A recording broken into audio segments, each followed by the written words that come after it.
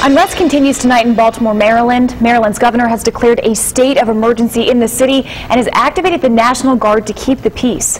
The city erupted in riots on Monday just hours after the funeral for Freddie Gray. Gray died of a spinal injury he received while in police custody. CBS's Craig Boswell has the latest from Baltimore. Baltimore burned as rioters filled the streets that had seen peaceful protests for more than a week. Police were pelted with rocks as young people, bent on violence, set fire to patrol cars and a pharmacy they had already looted. At least 15 officers were injured in the melee. The governor had seen enough. I have declared a state of emergency. These acts of violence and destruction of property cannot and will not be tolerated. The riots began just hours after a funeral for Freddie Gray. The 25-year-old died April 19th of a spinal injury he received during his arrest a week before. The service was an outpouring of grief and anger. We will not rest until we address this and see that justice is done. Get your black self up and change this city. City leaders and clergy continued their call for calm. They say they're using every possible resource to end the violence. Baltimore's mayor called the rioters thugs and announced a 10 p.m. to 5 a.m. curfew beginning Tuesday. This preliminary curfew will last for 1 week and be extended as it is necessary. Police reported several arrests as looting continued into the evening. The mayor said calm will return to Baltimore and the thugs who broke the law will be brought to justice. Craig Boswell, CBS News, Baltimore. The Baltimore Police Department has also released information across the country about a credible threat. The BPD warns that members of various gangs, including the Black Guerrilla Family, Bloods, and Crips, have entered a partnership to take out law enforcement officials.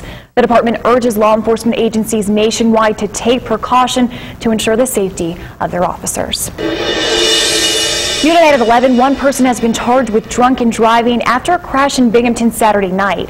35-year-old Matthew White was arrested following the crash where a car burst into flames after colliding with another car and striking a tree on Crest Mountain Road. The flames were put out quickly and police said there were no injuries. White was charged with DWI and aggravated DWI as his blood alcohol content was more than 0.18%. According to police records, White is a New York City resident employed by Ralph Lauren. Action News will continue to update the story as details become available.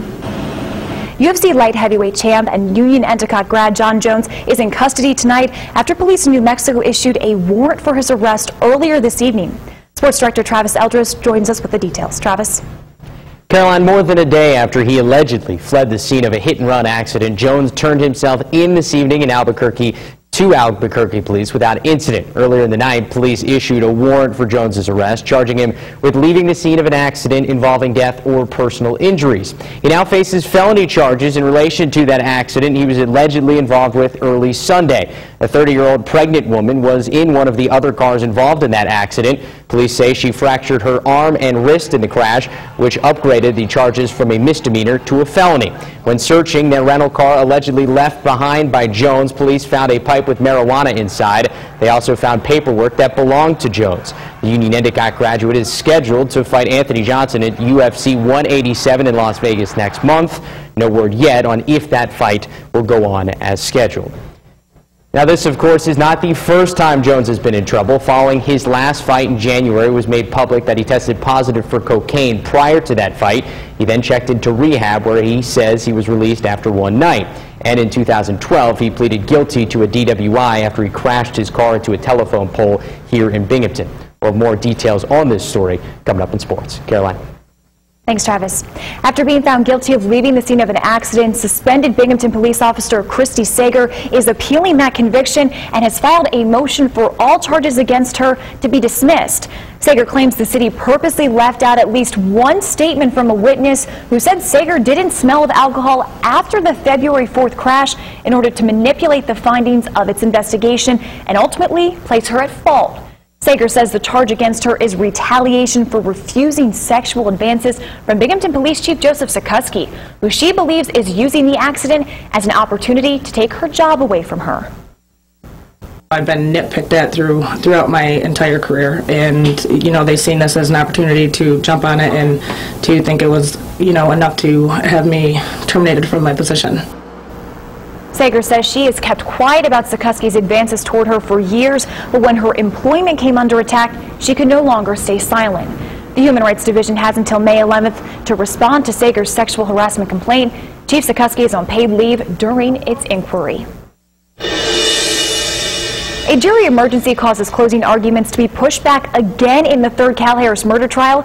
Schoharie County Court Judge George Bartlett dismissed the jury just moments after entering the courtroom this morning. He says due to a death in the family of a juror, closing arguments will begin tomorrow morning at 9:15. He also confirmed the defense will not call any rebuttal witnesses. Last week, the prosecution called 6 rebuttal witnesses. Defense attorney Bruce Barquette told Action News the defense was unable to locate the one rebuttal witness it planned to call. He also said he has a 25-page outline for his summation and is cautiously optimistic. Tioga County District Attorney Kirk Martin declined to comment. Testimony in the trial has spanned 11 weeks, with the prosecution calling 50 witnesses and the defense calling 11 before resting their cases. We recently told you about how the Tioga Central School District has proposed raising its tax levy by 30%. The increase would make up a more than $900,000 hole in the budget. Now, tonight, the district held an information session for taxpayers. A major question is whether or not this is a long-term solution. If things stay the same, the district's reserve funds will be completely gone in a few years, whether or not the taxes go up.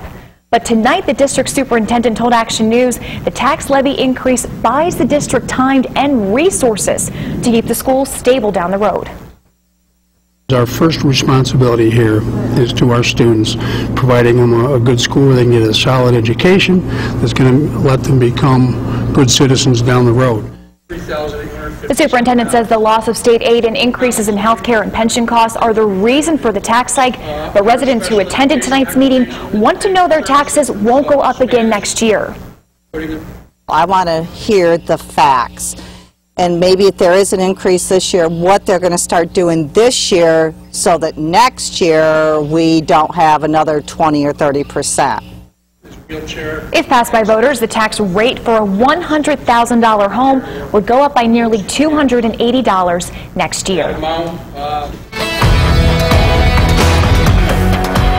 Looking at the Rabbit Live weather cam in Vestal, you can see a few rain spots on the lens there. We have had a few light rain showers move across the area this hour, but I think as we move into the overnight, a lot of that activity will diminish. In fact, at the bus stop tomorrow morning, we're looking at cloudy skies, temperatures in the low 40s, a little bit of a breeze as we move through the day. And I think we're still going to see some clouds tomorrow, but my hope is that we'll see a little more sun into the afternoon. I'll have a full look at your forecast in just a few minutes. Thanks, Howard. Still to come on Action News at 11. There's quite a difference in operating expenses.